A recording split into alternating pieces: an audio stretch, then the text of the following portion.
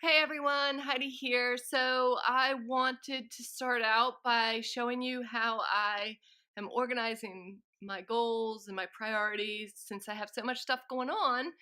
Um, I'm going teacher style on you. So the first thing I'm going to do is show you how I'm setting up my goals and trying to stick with them. And the second thing is talking about flounces. So for all you sewers out there, a little how-to on flounces.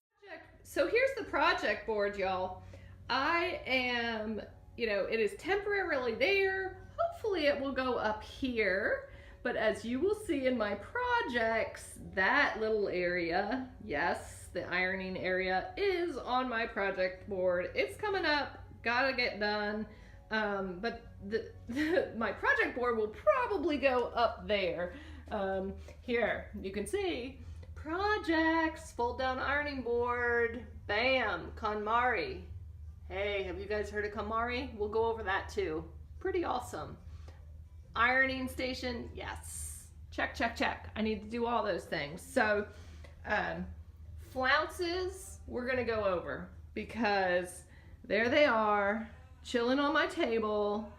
Gotta get off my table. This is sort of like the lineup of things that needs to be done. And once one comes off, another goes on. Probably a garment? No, you know what? Not a garment next. Artwork. I've got to get my artwork rolling. And that you see over here. So let's get rolling. Hi all. Okay, so you can see it's a different day. I'm about to assemble the last flounce and I thought you might like to see how that's done.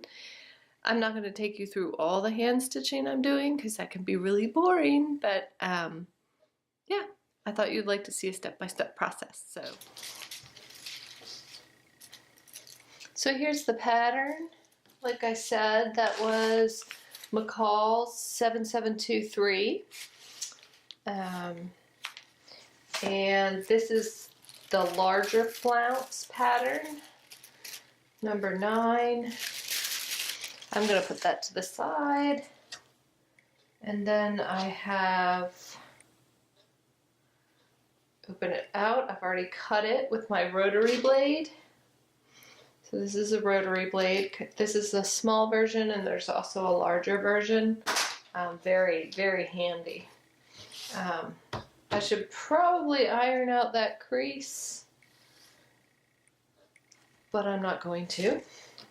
And then I want to put, I'm going to do this one slightly different than I did the other one. I'm going to put these with their right sides together, and I'm going to turn them inside. I'm going to stitch them together and then I'm going to turn it inside out.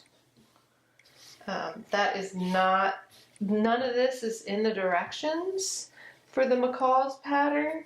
But again, like I said earlier, I want to interface this fabric because it's so sort of soft. I also, just an FYI, I had starched this when I ironed both pieces originally. Add liberal starch, and that makes it a lot easier to work with and sew on. And then I'll rinse that starch out when the garment is done.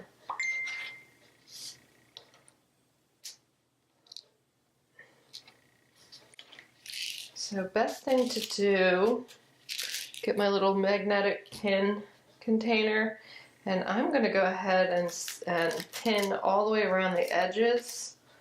And I will probably sew the middle here first, leaving an opening so I can turn it inside out. This was the piece that I had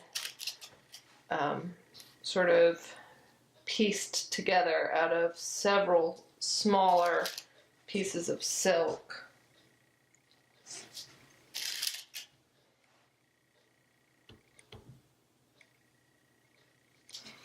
I love my table that I work on. This is just a dining room table, And I put it up on little stilts that you can buy for college lofts, those beds in colleges where you can, they buy these little legs that you can raise the loft up on. So that's what I bought, and it raises it. It still could be a little bit taller, so I don't have to lean over much, but it's better than a regular dining room table, but it's a big table, so I have plenty of space for laying out like big projects, quilts and stuff. And I also can lay out multiple projects at the same time on here, which I love.